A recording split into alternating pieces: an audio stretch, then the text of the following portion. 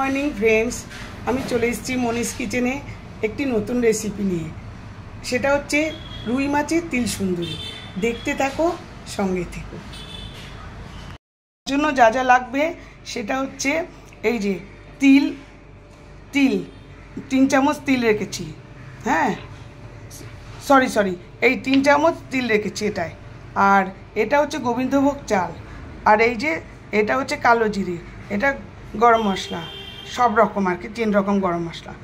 আর এর কাঁচা লঙ্কা, ধনে পাতা, আদা বাটা আছে, সেজন্য আদা বাটতে হবে না। আর ওইদিকে মাছটা আমি ডিপ ফ্রস্ট করছি। আর টক দই জল ঝরাতে দিয়েছি। এইগুলো আমার আজকের প্রসেস, জিনিসপত্র। এবার উপকরণ আর কি, যেটা এবার শুরু করছি, দেখতে থাকো। এই যে আমি তার জন্য গ্যাস জ্বালিয়ে নিচ্ছি। গ্যাস জ্বালিয়ে নিয়ে এর মধ্যে আমি ড্রাই রোস্ট করব। এই যে তিলটাকে দিয়ে দিচ্ছি, তার সঙ্গে এই যে গোবিন্দভোগ চাল, 3 চামচ গোবিন্দভোগ চাল, আর হচ্ছে এই যে গরম মশলা। এইগুলোকে আমি এখন ড্রাই রোস্ট করব।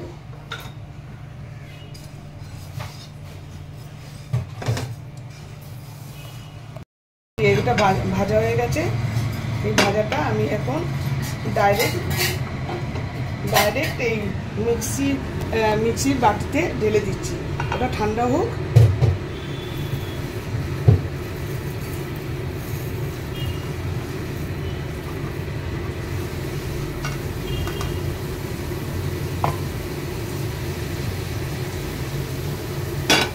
এটা ঠান্ডা হোক, ঠান্ডা হলে পরে বাট। এবার আবার গ্যাস জ্বালিয়ে এর মধ্যে তেল দেব।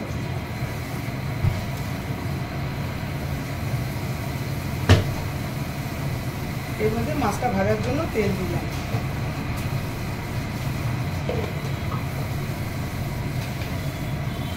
তেলটা গরম হোক, ওইদিকে মাছগুলো আমি মাখাই নুন হলুদ দিয়ে।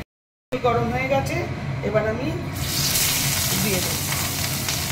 আজকে আমি সব পেটি মাছের উপরেই করছি।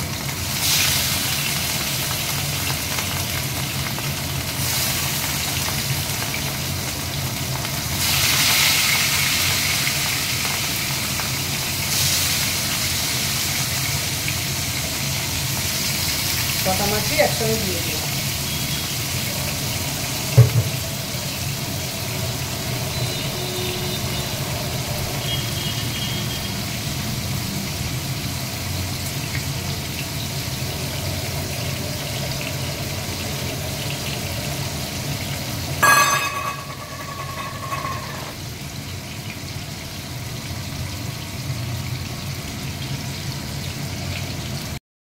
এক পিস ভাজা হয়ে গেছে, আর একটু ভাজছি।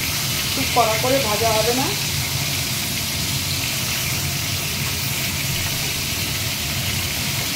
হালকা হাতে ভাজবো।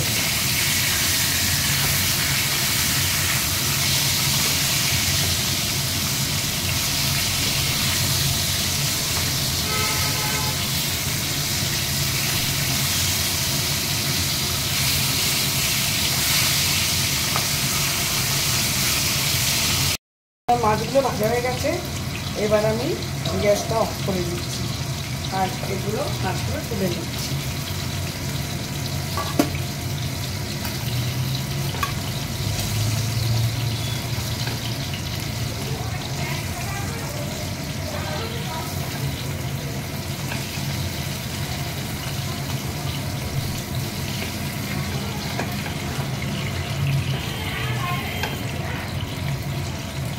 বেশি কড়া করে কেউ ভাজবে না, এটা খুব হালকা করে ভাজবে মাছগুলো।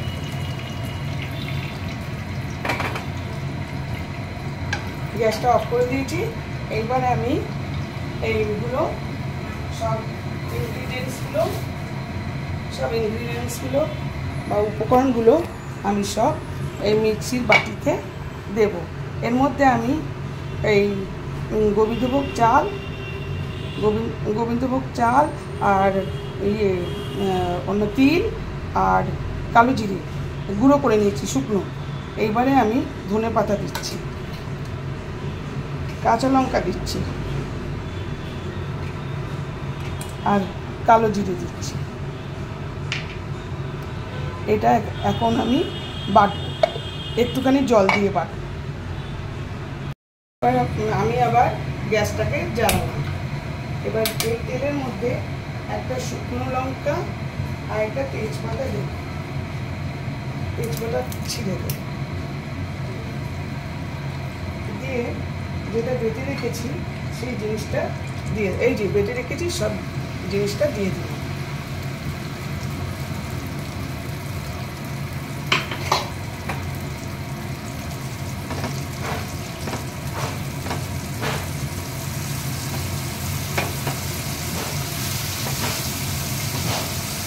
এটা একটু কষাবো।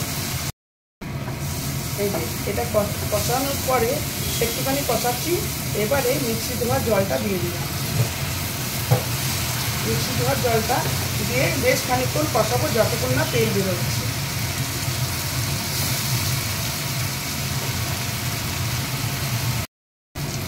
এই যে এবারে তেল বেরিয়ে গেছে, এর মধ্যে আমি জল ঝরানো টক দই দিয়ে দিলাম।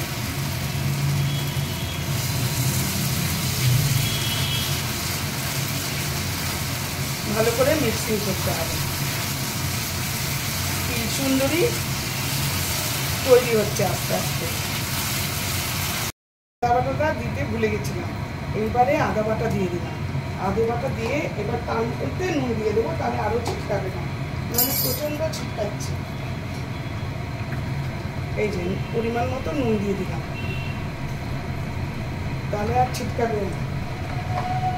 এতে কিন্তু হলুদ লঙ্কার গুঁড়ো কিছুই পড়বে না, কিন্তু শুধু ওই আদা বাটা আর ওই যে কাঁচা লঙ্কা মানে বেটে দিয়েছি এর সঙ্গে, ব্যাস ওই অবধি। তেল বেরিয়ে গেছে, এবার আমি পরিমাণ মতো যতটা মাছের ঝোল তোমরা চাইছো ততটা জল দেবে, বেশি জল দেবে না, কারণ এটা খুব বেশি ঝোল তো হবে না। যতটা মাছের সঙ্গে ঝোল খেতে চাইবে ততটাই ঝোল দেবে। এবার এটা খানিকক্ষণ ফুটবে, মিশিয়ে নিয়ে ফুটবে। এই কাঁচা লঙ্কা, গোটা কাঁচা লঙ্কা কটা দিয়ে দিলাম, কারণ আমরা না খুব ঝাল খাই। এবার ঢাকা দিয়ে দিলাম, খানিকক্ষণ এটা হোক। এই যে এটা হয়ে গেছে, এবার এটা নামালাম। সুন্দর হয়েছে, তেল বেরিয়ে গেছে একদম।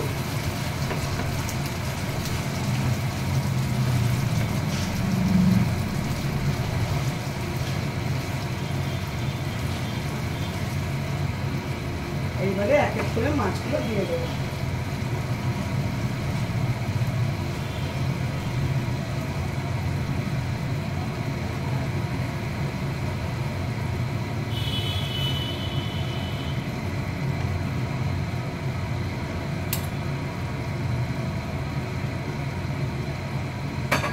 মাছগুলো দিয়ে ওপরে এই ধনেপাতা কুচি দিয়ে দিলাম।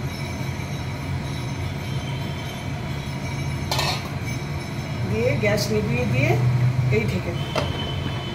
গ্যাস নিভিয়ে দিয়েছি, এইভাবেই থাকুক। বন্ধুরা, আমার তিল সুন্দরী একদম রেডি। দেখো ভীষণ সুন্দর দেখতে হয়েছে। তোমরা ক্যামেরায় কতটা দেখতে পাচ্ছ জানি না, কিন্তু খুব সুন্দর হয়েছে। তিল সুন্দরী ডান। এখন খেতে কীরকম হয়েছে খেলে পরেই আমরা বুঝবো। আশা করি ভালোই হয়েছে, আশা করি তোমাদেরও ভালো লেগেছে। ভালো লাগলে লাইক শেয়ার কমেন্ট করবে, অবশ্যই ফলো করবে, আর তোমরা অবশ্যই ট্রাই করবে। ভীষণ ভালো একটা রেসিপি, পেঁয়াজ রসুন ছাড়া। Thank you for watching. আমি শীঘ্রই আসছি আরেকটি ব্লগ নিয়ে।